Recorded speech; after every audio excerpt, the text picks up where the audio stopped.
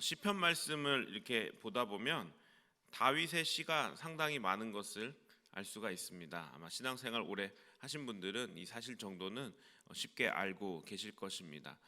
그래서 이 다윗이 썼던 시들을 이렇게 살펴보면 특별히 이 고통 가운데 하나님 앞에 호소하며 하나님 앞에 이렇게 도움을 구하고, 그리고 또 믿음의 고백과 선포를 통해서 하나님, 그럼에도 불구하고 하나님께서 나의 반석이시고 내가 오직 의지할 분이십니다 라고 이렇게 멋진 믿음의 고백으로 마무리하는 시들이 여러 개 있습니다. 그런데 그런 시들의 공통점은 뭐냐면 이 고통과 고난의 이 근원이 다른 사람이라는 것입니다. 특별히 여러분들 잘 알고 계시는 다윗을 굉장히 힘들게 했던 사람 누가 있습니까?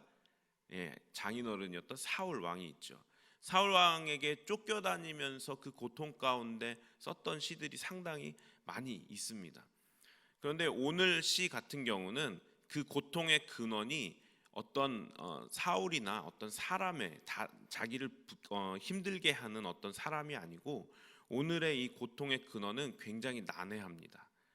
무엇이냐면 바로 자신의 죄악이 나를 고통스럽게 하고 있고요. 또 한 가지는 그 죄악으로 인해서 하나님께서 나를 찌르고 누르고 계신다라고 이렇게 오늘 시편 말씀에 기록되어 있습니다. 굉장히 난해하지 않습니까? 여태까지는 어떤 외부의 압력을 받을 때마다 하나님을 의지하며 하나님 도와주십시오라고 했던 그 하나님이 이제 그 하나님이 나의 죄로 인해서 나를 힘들게 하고 계시다라는 이 시편이 바로 오늘 이 시편 말씀입니다. 그래서 굉장히 이 결론을 도출해내는 게 저한테는 쉽지 않았습니다. 왜냐하면 이게 하나님만 의지할 수 있는 그 정말 이 하늘만 뚫려 있는 그런 상황 가운데서 하나님을 의지해왔던 이 다윗이 이제는 어찌 보면 하늘까지도 막혀버린 그런 상황이 되는 것이기 때문입니다. 그래서 과연 이 다윗의 마음이 어땠을까? 그렇다면 이 다윗이 이 시편을 통하여서, 이 시를 통하여서 하나님 앞에서 자신의 마음을 어떻게 토로하고 결론을 내고 있는가 한번 조금 살펴보도록 하겠습니다. 먼저는 1절부터 계속해서 이 10절까지 보시면 이 전반부라고 볼 수가 있겠습니다. 지금 이 상황을 통해서 이 1편부터 10편까지의 말씀을 보시면 하나님께서 지금 나를 힘들게 하고 계시다. 특별히 주의 노하심으로, 주의 분노하심으로, 주의 화살이, 주의 손이 나를 심히 누르고 계시고 화살로 찌르고 계시다고 막 이렇게 표현을 하고 있습니다. 그러니까 다윗은 지금 이 모든 상황이 하나님께서 나를 힘들게 하고 계시고 나에게 고통을 주신다라고 사실 고백하고 있는 것입니다. 특별히 이렇게 보면서 몇 가지 반복되는 부분이 있는데, 그것은 바로 3절 말씀과 그리고 7절 말씀에 내 살에 성한 곳이 없사오며 라는 말씀이 두 번이나 반복되고 있다는 것입니다. 이것을 통해서 도출해낼 수 있는 것은 실제로 지금 다윗은 이 살이 어떤 썩어 들어가는 그런 고통 가운데 있는 것을 우리가 생각해 볼 수가 있습니다. 특별히 5절 말씀에서는 내 상처가 썩어 악취가 나오니 라고 되어 있습니다. 아마 이 피부에, 이 살에 굉장히 고통스러운 지금 병을 앓고 있는 것 같습니다. 그래서 얼마나 아프면 6절에 보시면 내가 아프고 심히 구부러졌으며 종일토록 슬픔 중에 다니니이다 이렇게 고백하고 있습니다. 여러분, 여기 심히 구부러져 있다는 것은 여러분 아플 때 이게 침대에 있으면 어떻게 되나요? 몸이 이렇게 힘이 들어가서 구부러지잖아요.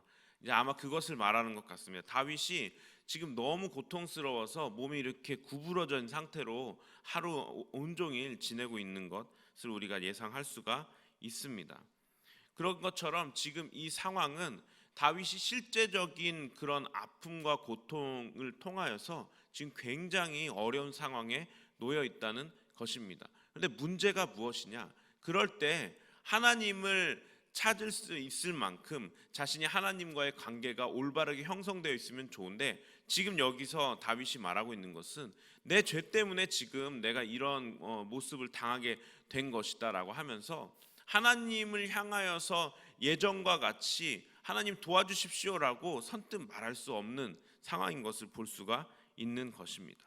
그럼에도 불구하고 다윗이 정말 대단한 것은 이 8절과 9절 그리고 10절 말씀을 통하여서 그래도 나의 모든 소원이 주님 앞에 있습니다. 나의 탄식이 주 앞에 감추이지 아니하나이다 라고 고백하며 주님을 찾고 있는 것입니다.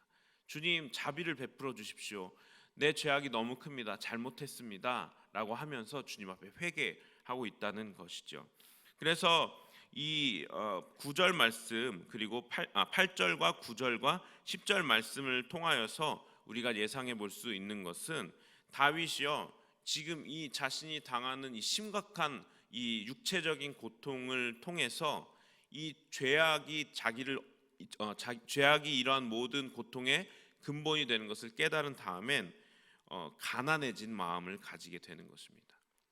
여러분 이 가난한 마음 다른 말로 하면 상한 심령 또 다른 말로 하면 깨어진 심령 깨어진 마음이라고 합니다.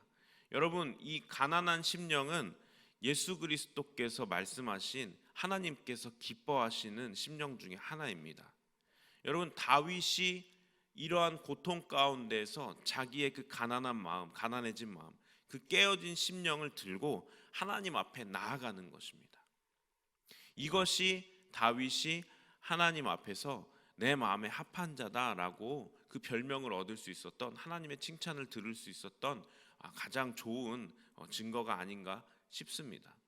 그 고통 가운데에서 그 가난해진 마음을 가지고 하나님 앞에 나아가서 하나님 제 죄악이 너무 큽니다 라고 이렇게 고백하면서 잘못했습니다 용서해 주십시오 라고 하며 주님 앞에 긍휼을 구하고 있는 것이에요. 이것이 정말 우리들 모두 죄인이지 않습니까? 우리 모든 죄인들이 가져야 할 가난한 마음 깨어진 심령이 아닌가 생각이 됩니다. 이 다윗을 통하여서 우리가 배워야 할 것들 많이 있지만 특별히 이러한 하나님 앞에 죄인된 모습으로서 회개하는 모습들 죄인된 모습으로서 가난하고 깨어진 심령으로 주님 앞에 나아가는 모습들은 우리 모두가 가져야 할 그 겸손한 모습이지 않을까 싶습니다. 그리고 11절부터 22절까지의 말씀을 이렇게 계속해서 살펴보면 조금은 이 다윗이 우리가 잘 알고 있는 욥과 비슷한 상황을 겪고 있는 것이 아닌가라고 생각되어지는 부분들이 있습니다. 11절 말씀을 제가 읽어드리겠습니다. 내가 사랑하는 자와 내 친구들이 내 상처를 멀리하고 내 친척들도 멀리 섰나이다 라고 기록되어 있습니다. 욥기의 말씀을 읽어보시면 욥이 아프기 시작하고 막 어떤 이 집도 다 망하고 막 너무 아파가지고 막 고통 가운데 있을 때 사람들이 다 떠납니다. 가족들도 욥을 떠나고 맙니다. 상황이 비슷한 것 같습니다. 그리고 욥의 그 상황 가운데서 어떤 일들이 있습니까? 친한 친구라고 하는 친구들이 와서 욥에게 충고하기 시작합니다. 처음에는 어떤 마음으로 했는지 모르겠어요. 와서 뭐라고 말합니까? 야, 너 죄가 있는지 좀 살펴봐라 라고 말하는 것입니다.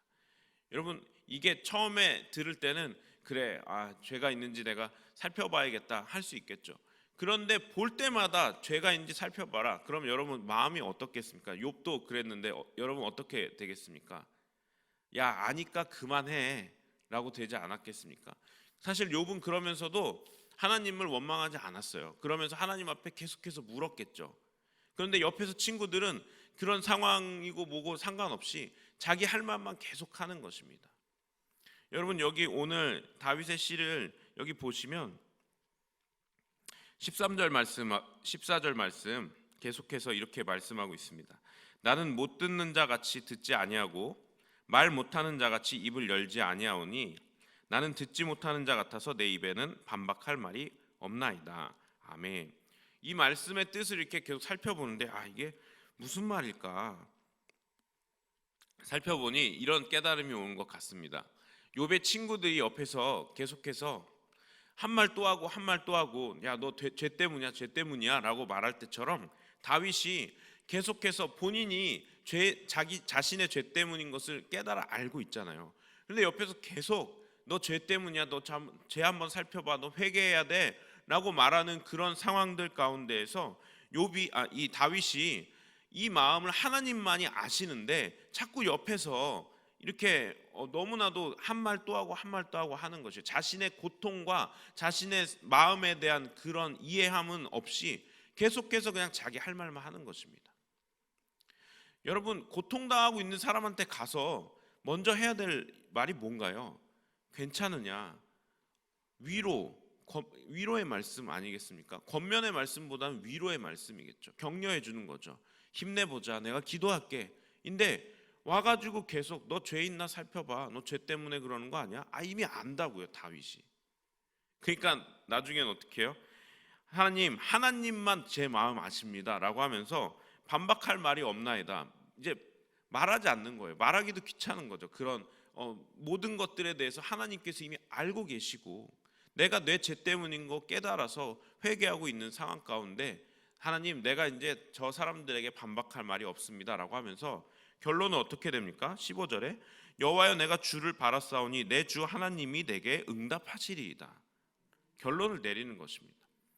하나님, 내가 이 모든 상황 가운데 이 상황이 어디서부터 잘못되었는지 제가 알고 있습니다. 그러니 저는 하나님만 바라겠습니다라고 결론을 그냥 깔끔하게 도출해버리는 거예요.